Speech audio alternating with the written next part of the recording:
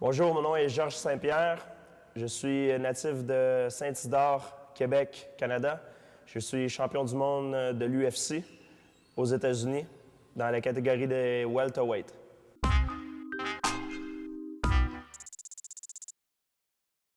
J'ai commencé à faire des arts martiaux quand j'avais 7 ans. J'ai commencé avec le karaté Kyokushinkai et maintenant j'ai 25 ans. Depuis, j'ai fait différents arts martiaux. J'ai passé par le karaté, ensuite le jiu-jitsu japonais, jiu-jitsu brésilien, la boxe anglaise, la boxe thaïlandaise et la lutte olympique.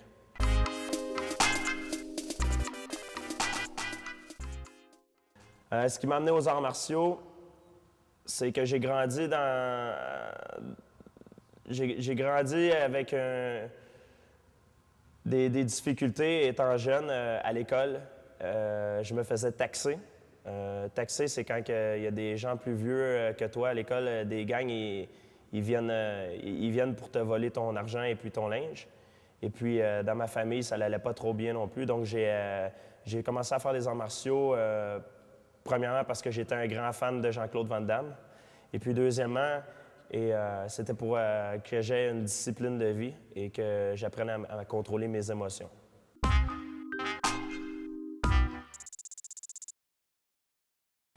J'ai commencé à faire du karaté. J'ai commencé à faire du karaté pour le plaisir. Mon père a commencé à m'enseigner.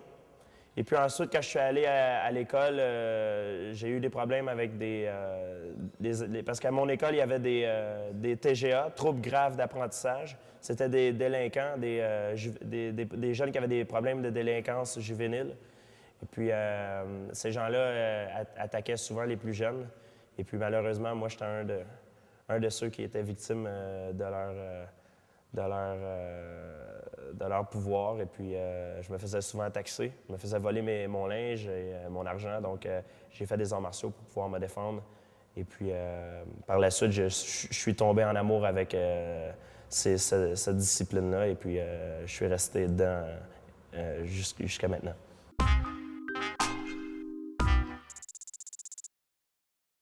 La première fois que j'ai combattu à la compétition, je devais avoir environ 9 ans. C'était une compétition de karaté Kyokushinkai. Et puis, ça n'avait pas très bien été pour moi. J'avais perdu mon premier combat assez facilement. Donc, j'étais trop nerveux, j'avais commis beaucoup d'erreurs et puis j'avais reçu un coup au corps.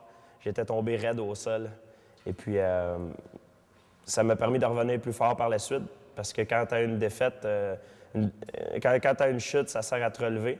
Et puis, c'est ce qui fait l'esprit d'un vrai champion. C'est pas combien de fois il gagne, c'est combien de fois il réussit à se relever après une défaite.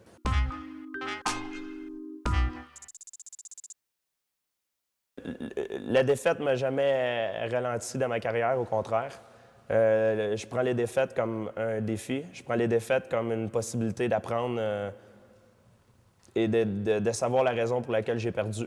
Et puis, je me sers toujours d'une défaite pour revenir plus fort par la suite et puis de m'améliorer.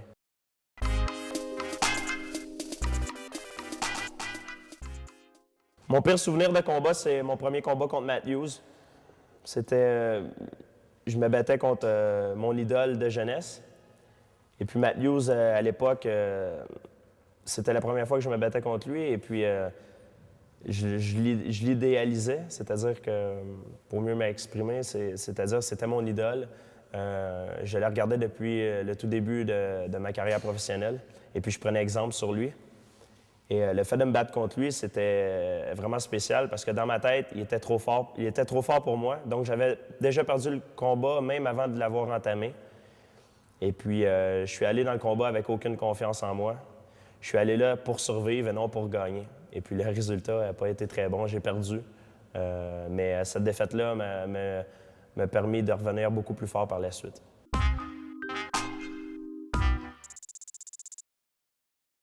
Avant mon combat contre Matt Hughes, le premier combat contre Matt Hughes, j'ai pas dormi pendant 3 jours.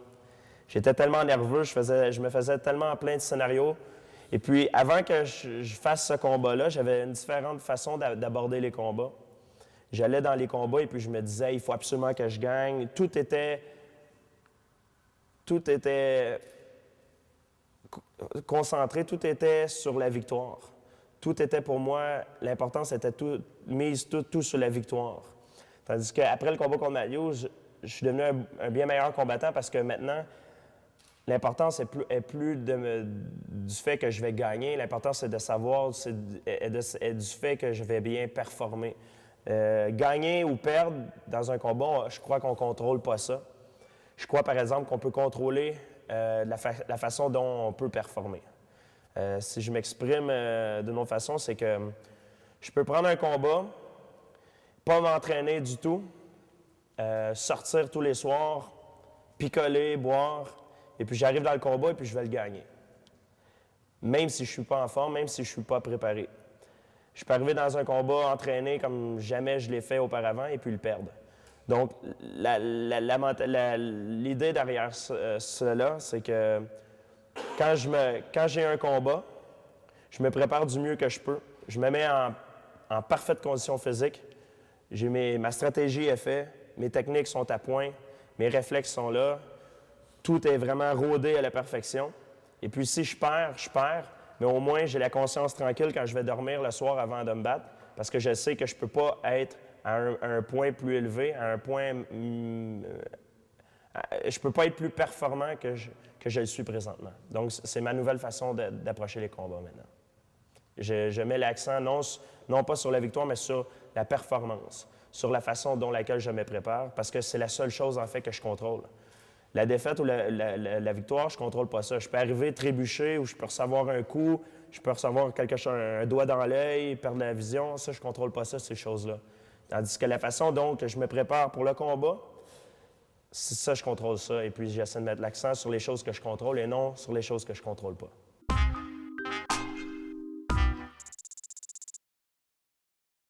Le combat contre Matthews, je l'ai revu quand je suis revenu chez moi. Je m'avais battu à Atlantic City, aux États-Unis. Et puis, j'ai vu le combat quand je suis revenu chez moi par après. Puis, le fait que j'avais vu le combat et que j'avais vu que j'avais fait très bien dans ce combat-là, jusqu'au dernier moment. Et donc, ça m'a mis confiance parce que j'ai pris conscience que j'avais le niveau nécessaire pour vaincre Matthews. Et que la raison pour laquelle j'avais perdu, c'était plus sur le mental. C'est que je ne croyais pas en moi et puis j'avais commis une erreur stupide que je n'aurais jamais fait si je m'aurais battu contre quelqu'un que j'avais dans l'idée de vraiment vaincre et non contre quelqu'un que je donnais trop de respect.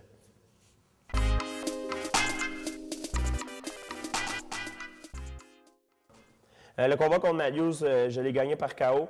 J'avais une bonne stratégie et puis j'ai entamé le combat de sorte que je me battais plus contre mon idole, même si j'admire beaucoup Matthews, mais je me battais contre un adversaire que je dois gagner et qui est sur mon chemin et qui me fait obstacle dans mon but de devenir champion du monde. Oui, contre Matthews, ma stratégie était que je le tenais à distance avec ma jambe avant, mon Mawashigiri à la tête et au corps. Et puis, je travaillais beaucoup avec les coups de pied dans les jambes. Et puis, avec mon jab, je le tenais à distance. Je gardais le combat debout les 2 premières rounds. Au 3e round, je commençais à mélanger avec des projections au sol et tout. Et puis au 4e et 5e round, je l'amenais au sol, je le clouais au sol. Et puis, je faisais le ground and pound. Et puis, je voulais passer sa garde et finaliser au sol. Mais après ma barre, mon combat, en début de combat, ma stratégie était de le garder debout. Parce qu'il est très, très fort en début de combat avec le sol, avec le grappling. Donc, je voulais le garder debout au début de combat.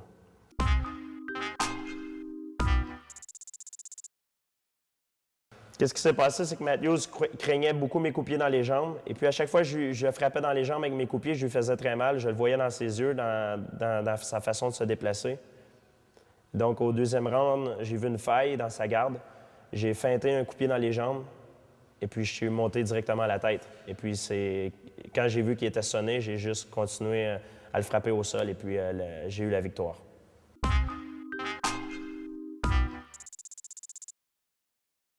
Le premier coup de pied dans les parties contre Matthews c'était réel. Je l'ai frappé, je l'ai touché. Mais j'ai touché avec le bout de mes orteils, la coquille. Mais le deuxième coup de pied, c'était pas vrai, c'était vraiment dans les jambes. Et puis il l'a même dit d'ailleurs à la conférence de presse.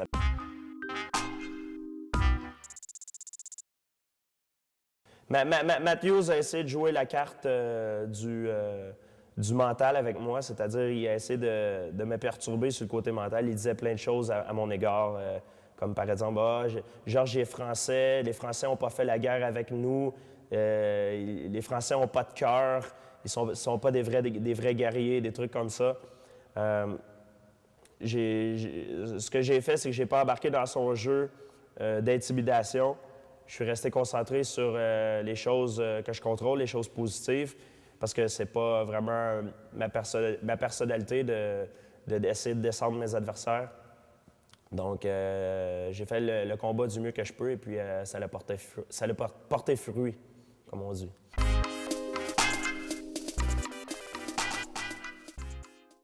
Quand Matthews s'est battu contre BJ Penn, qu'est-ce qui s'est passé, c'est que Matthews m'a tellement insulté les journées avant son combat et a dit plein de mauvaises choses sur moi et sur le monde du Québec et les francophones que j'étais vraiment frustré.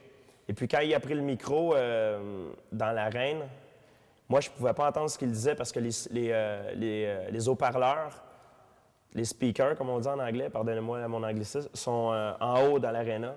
Et puis j'entendais mal ce qu'il disait. Et puis, quand il a fait son discours, j'ai entendu Georges Saint-Pierre, j'ai entendu mon nom. Et puis, quand j'ai regardé, Dana White et tous les mecs de l'UFC m'ont fait signe de venir dans l'octogone. Donc, je pensais qu'il était encore en train de m'insulter. Donc, j'étais frustré parce que je ne voulais pas me laisser insulter devant tout le monde.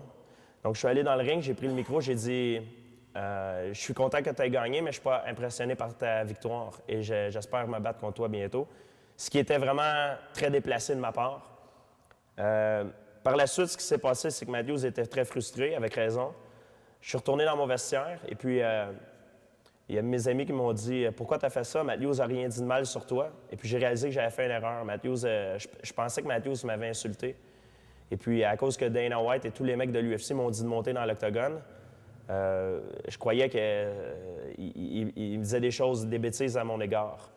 Donc, quand j'ai réalisé que j'avais fait vraiment un geste gratuit comme ça et que j'avais commis une erreur, je suis allé dans le vestiaire de Matthews, j'ai marché, j'ai traversé son vestiaire de fond en comble, j'ai croisé tous les regards des Américains, de ses partisans, de ses coéquipiers qui me disaient en anglais « Je crois pas que c'est une bonne idée d'aller le voir, je crois pas, retourne dans ton vestiaire, tu mérites pas d'aller le voir. » Mais j'ai continué pareil parce que pour moi, c'était important. J'étais allé m'excuser. J'ai dit à Matthews en anglais, j'ai dit Matt, j'ai dit, je m'excuse. J'ai mal compris la situation. Je croyais que tu étais en train de m'insulter.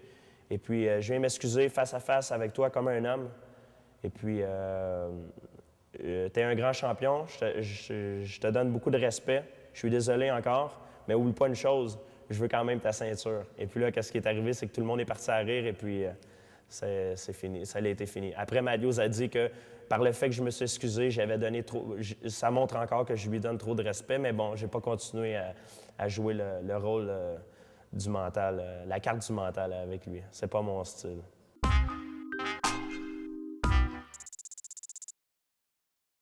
Absolument, Matthews, il veut une revanche. Je lui ai même dit après mon combat contre lui, quand j'ai passé le KO, je suis allé le voir directement, j'ai essayé de l'encourager, j'ai dit « Écoute, c'est des choses qui arrivent, tu t'es fait battre, tu m'as battu une fois, je t'ai battu une fois, donc on va falloir qu'on remette ça une autre fois.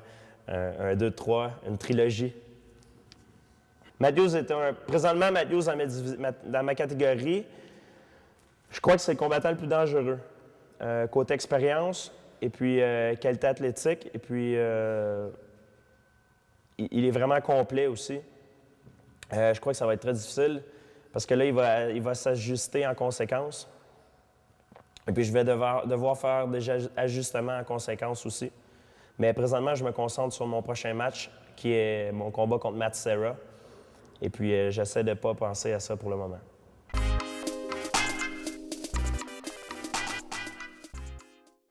J'ai toujours une stratégie de départ. Et puis, j'ai un plan B, comme on dit, et un plan C. Ça veut dire que si ma stratégie de départ ne marche pas, je dois m'ajuster, faire des ajustements en conséquence. Et puis, j'ai un plan C que si ma deuxième stratégie ne marche pas, bien, j'ai une troisième.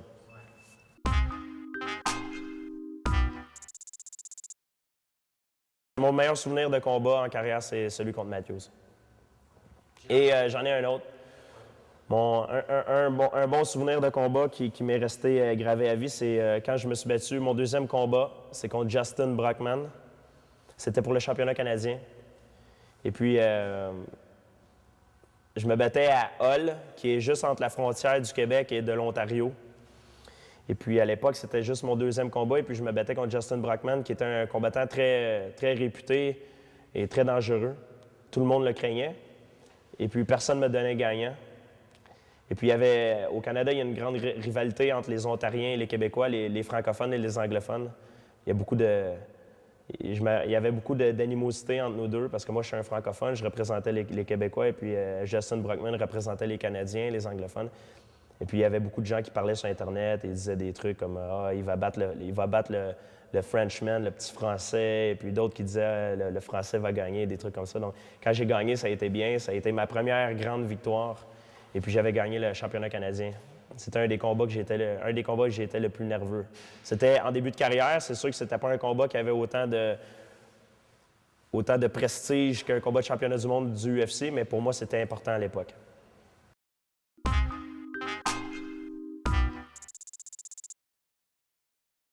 Mon premier combat professionnel contre Ivan Menjivar, j'ai fait le combat. Et puis, à la fin, je suis par-dessus Ivan, je lance des coups et Ivan, il dit « ça va, ça va, ça va ». Donc, l'arbitre a arrêté le combat, pensait que Ivan disait « ça va, il veut arrêter ». Mais en réalité, Ivan il n'avait pas abandonné, il voulait continuer, donc ça a été un malentendu. Je ne crois pas qu'Ivan voudrait une revanche parce qu'il combat à 145 livres. Il lui manquerait environ 30 ou 40 livres pour avoir mon poids. Et puis maintenant, moi et Ivan, on est des très bons amis, on s'entraîne ensemble, donc je ne me bats pas contre mes amis. C'est pas une question d'argent, c'est pas une question de business, c'est une question d'honneur. Et puis moi, même si tu me donnerais $1 million, je ne me battrai jamais contre un de mes amis.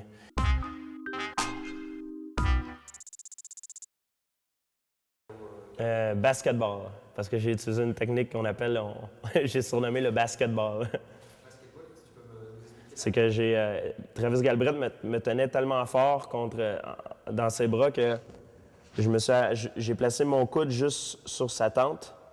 Et puis, je frappais sa tête au sol et puis il continuait à me tenir. Donc, j'ai juste continué à frapper sa tête au sol. C'est comme si j'ai joué du basketball avec sa tête. Mais bon, il y a comme eu une erreur d'inexpérience et je suis sûr qu'il la fera plus dans le futur.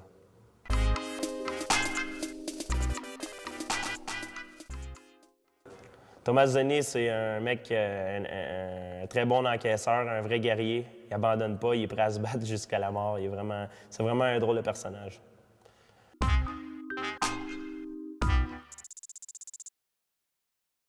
Pete Pratt, c'est un excellent striker, très bon frappeur pied-point, mais beaucoup de lacunes au sol.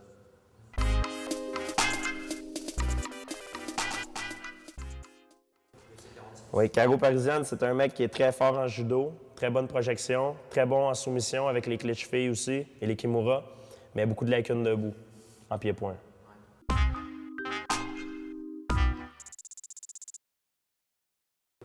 Jayron, un très bon lutteur, mais Jayron a fait l'erreur, il a voulu échanger debout avec moi et puis j'ai passé le KO. Il n'est pas venu dans le combat avec une bonne stratégie, je crois.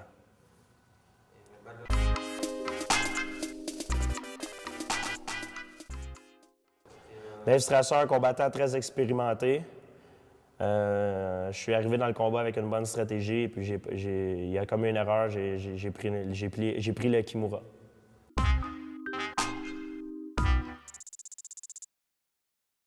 Jason Miller, je le vois comme un fou. Je le frappais et puis il riait.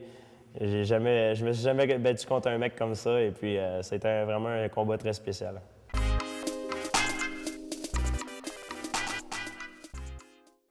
Frank Trigg, c'est quelqu'un qui parle beaucoup et qui a dit des choses vraiment méchantes sur moi. Mais comme on dit, il peut parler beaucoup, mais moi, j'ai parlé avec mes poings. Donc, j'ai rien d'autre à dire. J'aime Frank Trigg quand même, mais bon, il n'aurait pas dû parler autant que ça. Il il a eu de l'air d'un fou dans ce combat-là.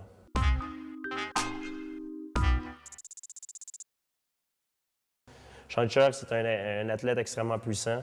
C'est juste que je crois qu'il ne compétitionnait pas dans la bonne catégorie de poids. Et puis maintenant, il va être à sa place à les 155 livres.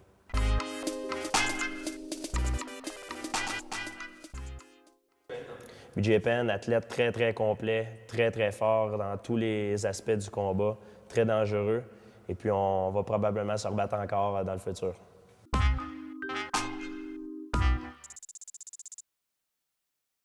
Pas nécessairement, non. C'est pas lui que j'ai senti le plus à l'aise. C'est que quand je me suis battu contre lui, le premier round, j'ai reçu un doigt dans l'œil et puis j'ai reçu un uppercut sur le nez quand j'étais aveugle. J'aurais dû prendre un break. J'ai fait une erreur d'inexpérience. J'aurais dû faire comme Matthews, mettre mon genou par terre et dire « Ah, stop, stop » à l'arbitre, mais j'ai continué à me battre. Parce que pour moi, quand le combat commence, il n'y a pas de break. Et puis ça a été une erreur de ma part, mais j'ai appris depuis.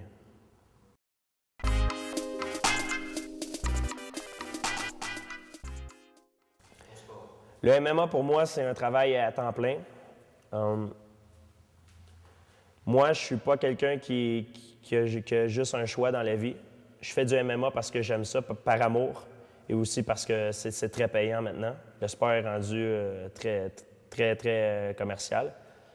La journée que je vais me lever le matin et que je ne vais plus vouloir faire du MMA, j'ai des études, j'ai des diplômes à l'école. Je peux faire d'autres métiers. J'ai pas juste un choix dans la vie, contrairement à plusieurs athlètes. Et c'est ce que je reproche aux athlètes la plupart du temps, c'est qu'ils se donnent seulement un choix. Et quand ça ne fonctionne pas, bon, ils se retrouvent avec les mains vides.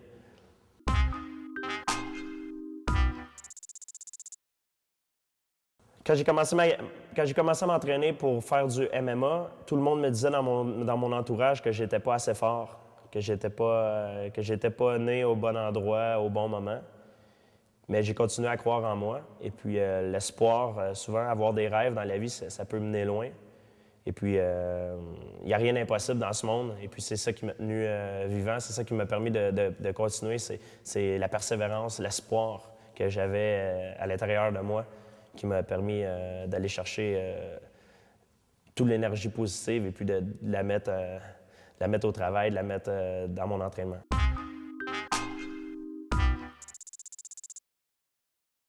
Quand j'ai commencé ma carrière, j'ai été chanceux. Oui, j'ai travaillé fort, mais j'ai eu de l'aide d'énormément de gens dans mon entourage que si ces gens-là n'auraient pas été là, je ne serais pas là aujourd'hui, je ne serais pas champion du monde. J'ai eu Christophe Midou, Stéphane Potvin qui m'ont entraîné en MMA quand personne croyait en moi, quand personne voulait me faire commencer ma carrière professionnelle. Ça a été les deux premiers qui m'ont donné une chance, qui m'ont pris avec eux et qui m'ont permis de m'entraîner avec des vrais professionnels. Et puis ensuite, j'ai rencontré une tonne de gens qui m'ont aidé, des commanditaires, et puis tout s'est suivi, et puis je suis rendu où je suis présentement.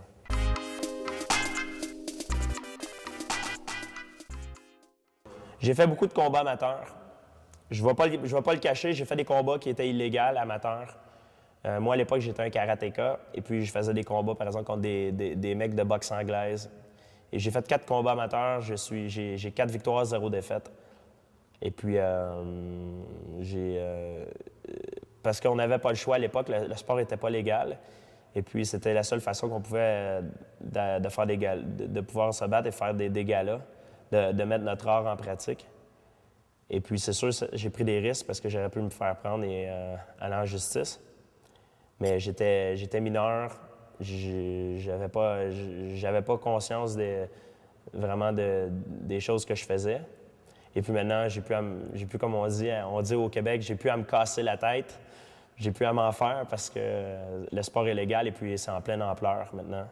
Et puis donc, je gagne ma vie avec ça maintenant et puis je suis fier d'être un combattant du MMA.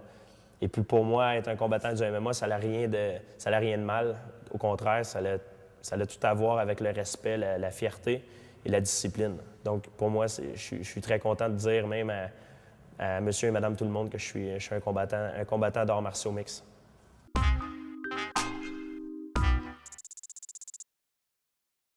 Je suis aussi navré de voir que le MMA en France est illégal parce que c'est un beau sport. Et puis je crois que le sport a été mal compris. Le sport a pris... Je crois que les gouvernements français croient que le sport est un sport de criminels et qui n'ont pas pris le temps vraiment d'étudier la chose comme ils devraient. Le sport en Amérique est en pleine croissance. Au Japon, c'est le sport numéro 1. Et puis, à certains endroits aussi en Europe, c'est très populaire. Et puis, je crois que la France manque de ce côté, de ne pas laisser les MMA, des galas de MMA en France. Je crois qu'ils font une erreur à ce côté-là parce qu'ils prennent du retard sur le reste du monde. Et puis, c'est des arts martiaux. Donc, ce qui est le plus important dans les arts martiaux, c'est le respect. Et puis moi, si je n'aurais pas fait d'arts martiaux quand j'étais jeune, je serais peut-être devenu peut-être pas un criminel, mais je serais peut-être pas où je suis dans la vie. Ça m'a aidé à garder à rester dans la ligne droite. Je serais peut-être en train de traîner avec des mecs qui font du commerce de drogue, des trucs comme ça. Mais je suis resté dans la ligne, dans la bonne voie, parce que pour moi, qu'est-ce qui comptait à l'époque, quand j'étais jeune, c'était le sport. Et puis au lieu d'aller me défouler à faire des niaiseries dans les rues, bien, je restais au dojo et puis je me défoulais dans le dojo. Pas du tout. Moi, je viens pas de la France. Je sais qu'en France, le sport est mal vu et que le sport a une connotation un petit peu banlieue, criminelle et tout cela. Moi, d'où je viens en Amérique, c'est pas pareil. Le sport est en plein épanouissement et puis c'est très populaire, c'est très bien vu. Et puis, tout le monde en parle de plus en plus. Et puis, ça bat des records, des cotes d'écoute. Et puis, je crois que ça va venir en France. C'est juste une question de temps.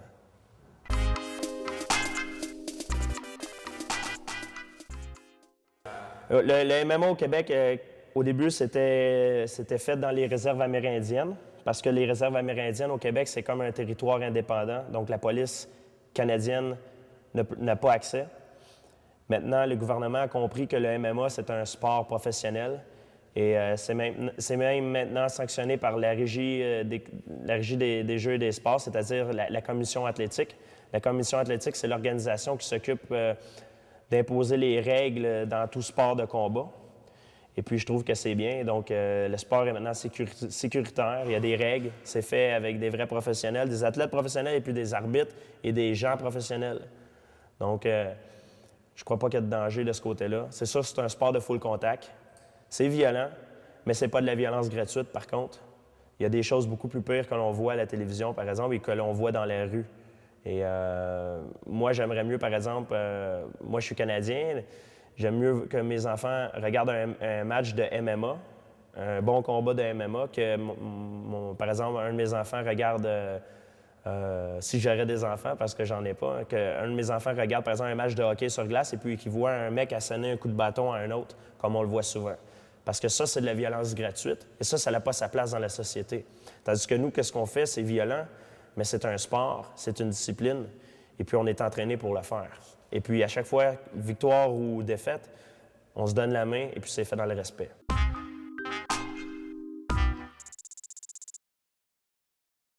Je crois que le sport, par exemple, aux États-Unis, le MMA est rendu plus populaire que la boxe anglaise.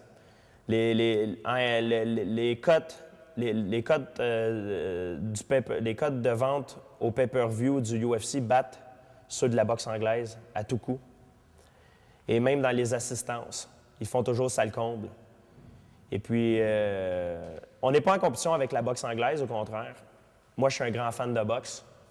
Je suis moi-même un boxeur, en quelque sorte, parce que je fais de la boxe pour m'entraîner en MMA.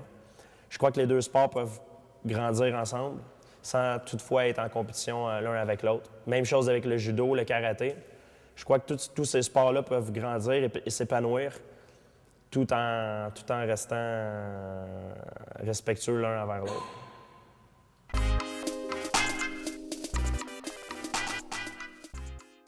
Les primes sont millionnaires maintenant. Il y a beaucoup de primes qui sont données, qui ne sont pas vues au grand public. Je ne peux pas en parler davantage parce que je vais me faire taper sous les doigts, mais il y a beaucoup d'argent à faire maintenant.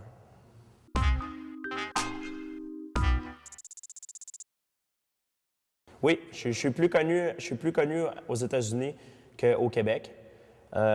Mais c'est en train de changer présentement. Il y a beaucoup de mecs qui me reconnaissent présentement dans la rue. Moi, je fais ce sport-là pas pour être connu. Je veux pas jouer à la vedette. Je le fais pour moi. C'est normal que je suis plus connu aux États-Unis parce que mes combats sont aux États-Unis et sont diffusés sur les chaînes anglaises. Donc, au Québec, c'est francophone. Donc, c'est normal qu'il y ait moins de gens qui regardent le pay-per-view et les chaînes anglaises. Mais il y a beaucoup de chaînes. Il y a des chaînes francophones qui diffusent des combats de MMA au Québec. Il y en a beaucoup. RDS, qui est le plus gros réseau, la plus grosse chaîne de sport au Québec, diffuse des combats de MMA. Il y a beaucoup de gens qui me reconnaissent maintenant. Je suis invité dans des émissions comme Tout le monde en parle, des trucs comme ça, et qui sont des émissions qui sont très populaires, aux nouvelles de 5 heures pour parler justement de mon sport. Et puis, moi, je veux pas devenir plus populaire en tant qu'individu, mais j'aimerais que mon sport devienne plus populaire, que mon sport soit plus connu et que j'aimerais que ces fameux clichés de violence et que l'on est tous des criminels, des trucs comme ça, j'aimerais que ces clichés-là disparaissent. Et puis, je crois que c'est aussi mon devoir en tant qu'ambassadeur. En tant que champion du monde, c'est mon devoir d'être un ambassadeur pour le sport du côté francophone pour faire changer la vie des gens sur ça. C'est sûr que c'est plus difficile pour moi au UFC parce que je suis pas américain, je suis un combattant du Québec, francophone. J'ai dû faire ma place, j'ai dû bosser dur pour y arriver, pour atteindre le titre de champion du monde. Mais maintenant, je suis au sommet et puis je travaille fort. C'est dur d'être champion du monde et je compte travailler encore plus fort pour rester champion du monde.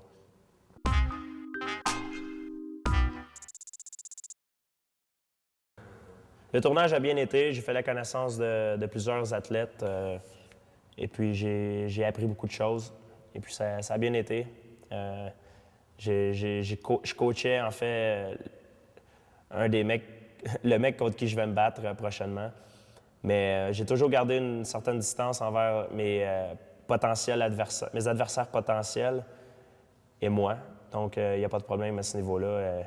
J'ai encore mes secrets, il y a encore les siens. Donc, ça va être un bon combat.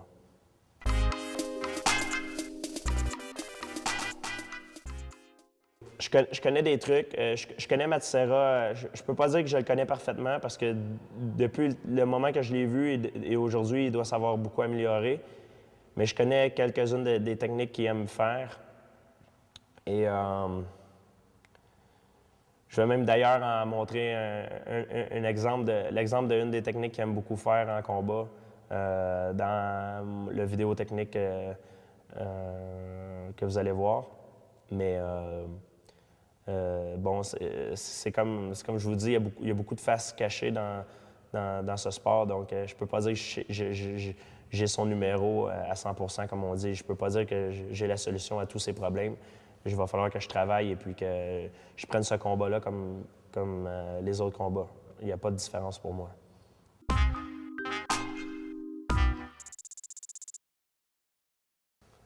Diego Sanchez est un combattant qui est très dangereux et qui est une menace pour moi. Et puis un jour, on va falloir qu'on se batte ensemble, sûrement. S'il continue à avoir du succès et si je continue d'en avoir, c'est sûr qu'on va se rencontrer.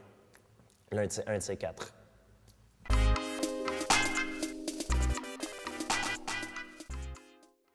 Oui, ce que j'aimerais faire, c'est j'aimerais combattre tous les challengers, tous les aspirants à mon titre dans ma division. Et un coup que j'ai battu tous les aspirants, j'aimerais monter de poids et challenger, défier le champion à 185. Si le champion n'est pas un de mes amis ou un de mes partenaires d'entraînement. Et un coup que j'ai défié le champion à 185, j'aimerais défier le champion à 205 et ensuite le champion heavyweight. C'est ce que je veux faire, c'est mon but. Présentement, je suis champion. J'ai atteint mon but ultime, mais je crois en tant qu'athlète, on doit toujours se donner de nouveaux challenges, comme on dit en anglais, de nouveaux buts à atteindre pour se permettre de s'améliorer. Et c'est ce que je fais. Si je reste là et je m'assois sur ce que j'ai, je vais pas progresser. Je dois me fixer des objectifs encore plus hauts.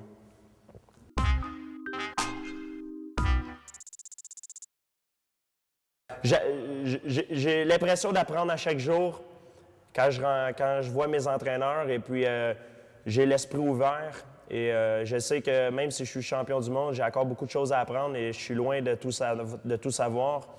Et je crois que 100%, ça n'existe pas. Je crois qu'il y a toujours place à amélioration.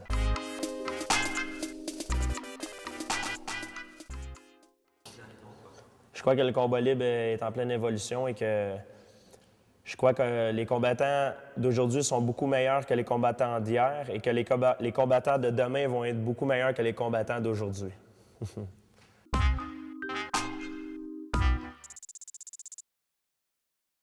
Je connais plusieurs combattants français. Je connais Christophe Midou, qui est comme un grand frère pour moi, Xavier Lafaille, qui est un très bon ami à moi, Anthony Rea, que je vois à l'occasion, et Cheikh Congo, qui combat à l'UFC avec moi. Et je suis aussi un grand fan de Jérôme Le Banner, qui combat au K1.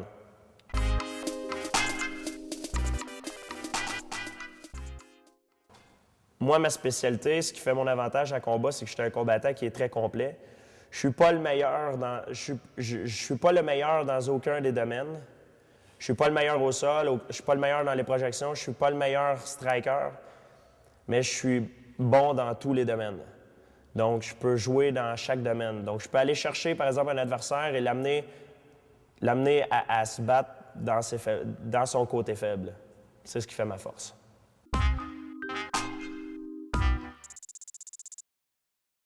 Quand j'entame un combat, je prévois toujours le pire scénario. Comme ça, quand je ne cherche pas le chaos, c'est comme à la boxe anglaise, quand tu cherches le chaos, tu ne l'obtiens pas. Tu vas là pour toucher et faire des points, comme on dit. Tu ne vas pas pour le chaos. C'est sûr, si le chaos ou la soumission vient, tu la prends. Mais moi, je ne vais jamais dans le combat avec l'esprit de gagner par chaos au premier round. Je vais toujours dans un combat dans l'esprit que je vais finir le combat en décision et puis que ça va être une vraie guerre.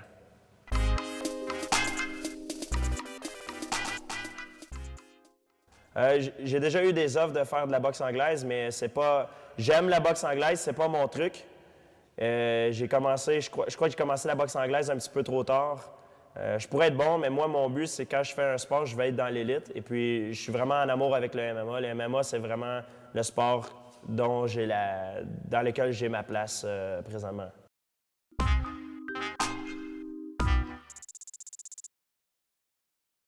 Des 200, comme Christophe par exemple, de 230 livres jusqu'à 250, et puis des fois des plus petits, des plus gros, des plus petits, des plus grands, des plus minces, des plus longs, des plus courts. Comme ça m'habitue à toutes les formes d'adversaires que je pourrais avoir, à tous les styles.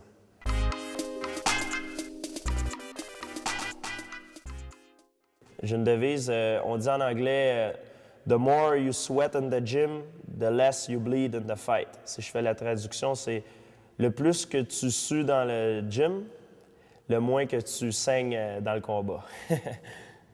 Vous comprenez qu'est-ce que suer en français de France? En français? Suer. Le plus que je transpire dans le gym, le moins que je saigne dans le combat.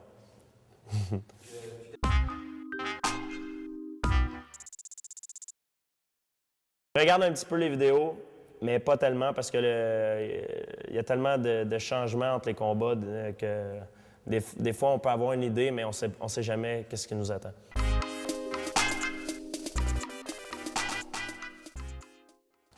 Mes entraîneurs, par exemple en boxe thaïlandaise, présentement je suis ici en France, je suis avec Xavier, et puis il y a Christophe Midou. Quand je vais retourner en Amérique, il va y avoir Victor Vargotsky, Phil Nurse, John Danaher et puis Bruno Fernandez. C'est des gens qui sont derrière moi, ça fait assez longtemps. Et puis, pour certains, il y en a qui sont plus récents que d'autres, mais je crois que j'ai la meilleure équipe que je peux avoir.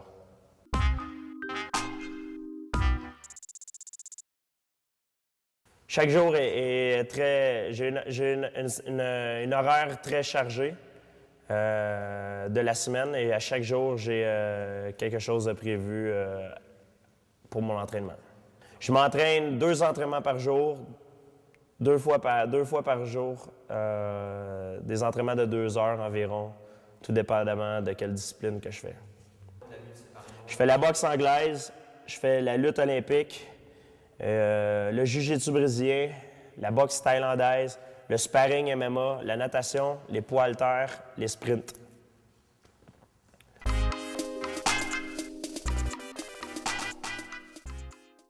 J'aime toutes les disciplines que je fais et j'ai pas vraiment de préférence. J'aime mélanger le tout. Il y a des jours que j'aime mieux faire de la boxe, d'autres que j'aime mieux lutter. Ça dépend dans quelle ambiance je suis au moment de l'entraînement.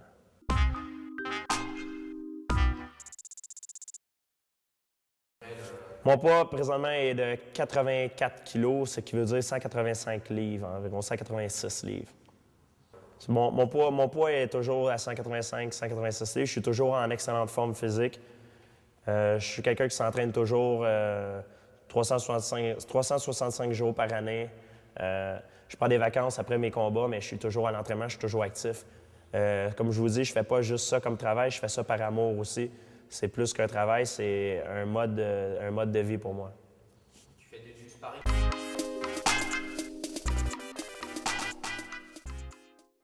Je surveille mon alimentation, par exemple, quand j'arrive 8 semaines avant un combat.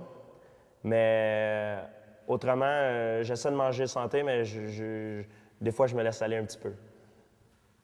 Mon plat préféré, ça s'appelle de la tourtière. C'est un plat québécois. Et c'est de la pâte avec de la viande. Et c'est très, très bon. Ça se mange avec du ketchup. Et de la poutine. La bonne poutine du Québec.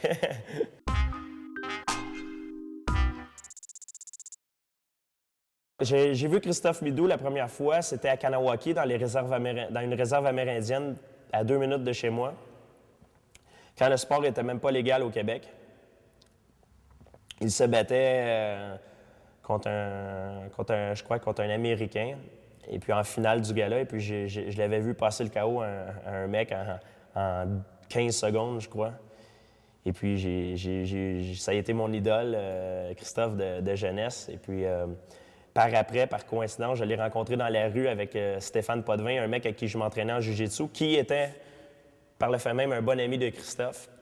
Et puis, Christophe m'avait dit « Écoute, t'es jeune, j'ai entendu parler de toi, et puis si tu veux venir t'entraîner avec nous, t'es le bienvenu. » Donc, j'ai sauté sur l'occasion, j'ai commencé à m'entraîner avec Christophe et Stéphane. Et puis, Christophe a été comme un mentor pour moi. Il m'a appris beaucoup de choses et beaucoup de techniques. Et puis, je ne serais pas rendu là si je n'aurais pas rencontré Stéphane et Christophe à l'époque.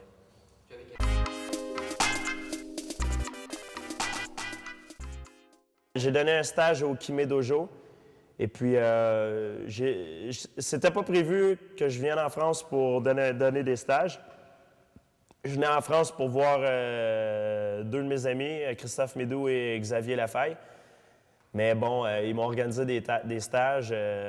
Ça m'a fait plaisir. C'est une fois par semaine. C'est pas trop, c'est correct. Ça me permet de réviser mes techniques aussi en même temps.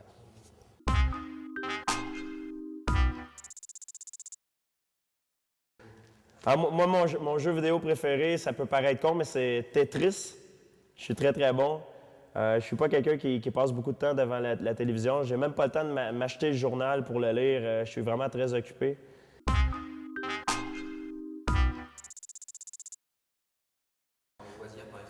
Je regarde pas vraiment le MMA hors travers. Je suis un grand amateur de hockey sur glace et de basketball. J'aime aussi regarder le foot à la Coupe du Monde. Et puis, je prenais pour la France à la Coupe du Monde, bien entendu. Et puis, ça me cassait les couilles, comme vous dites en français, de voir qu'ils ont perdu. Mais bon, ils ont passé proche de gagner. Je suis pas un très bon joueur de foot. Vraiment pas, mais je suis quand même un bon joueur de hockey sur glace. J'ai joué au hockey sur glace quand j'étais jeune. J'ai des amis d'enfance qui jouent dans la Ligue nationale, qui sont des joueurs professionnels. Je suis quelqu'un qui aime jouer aux échecs aussi, et puis j'aime aller voir des films au cinéma.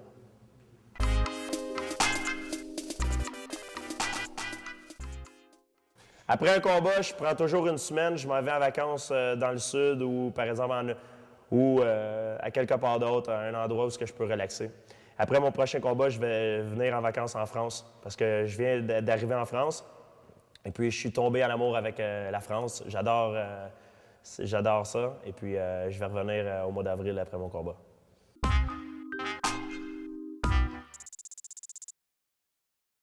La personne la plus importante dans ma vie, je dirais, c'est peut-être ma mère, parce que c'est la personne qui m'a donné la vie, et puis c'est la personne peut-être que j'aime le plus, qui a pris soin de moi durant toute ma jeunesse. Oui, j'ai dédié la ceinture à ma mère ainsi qu'à mon père, à ma famille, parce que s'ils n'auraient pas été là, je ne serais pas rendu où je suis en ce moment.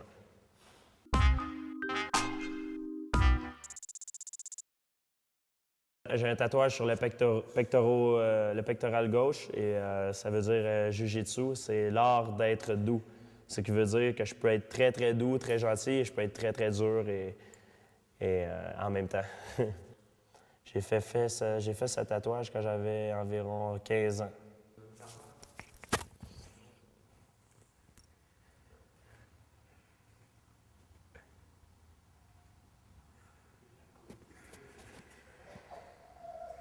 Je faisais du Jiu-Jitsu, j'ai lu la définition du Jiu-Jitsu dans un livre et je trouvais que ça me représentait bien, que j'étais quelqu'un qui était à la fois très, très doux, très gentil et qui pouvait être très dur en même temps.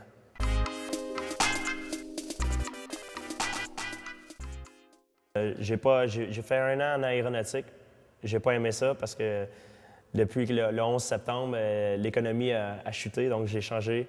Je suis allé faire un DEP en carrelage. Donc, j'ai eu un diplôme en carrelage. J'ai eu des diplômes aussi en kinésiologie. Épaules et coiffes de rotateur, maux de dos chroniques, des trucs comme ça. Kinésiologie. Et donc, quand je dis que... Et puis, présentement, je compte aller retourner aux études aussi en même temps pour tout simplement apprendre. Je trouve que c'est important d'entraîner son corps, mais aussi la partie la plus importante, c'est le cerveau. Et puis, je crois qu'on doit continuer à entraîner le cerveau tout le long de notre vie. Donc, je compte même aller m'instruire de nouveau à l'école quand je vais avoir un petit peu plus de temps dans ma carrière. Peut-être même après l'été.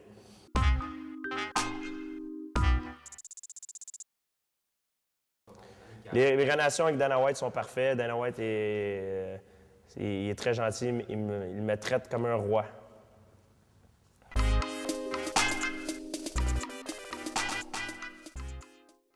Oui, je ne suis pas gay. Ah non, c'est pas vrai. Il y a un truc aux États-Unis, une rumeur qui circule comme quoi je fréquentais la ring girl Adriana, la ring girl du UFC, mais ça, c'est pas vrai. C'est une rumeur. Et puis même si ça se révèle, ben, je vous le dirai pas parce que en tant que statut, pour mon statut, c'est très mauvais de le dire. Donc, on va faire une croix là-dessus.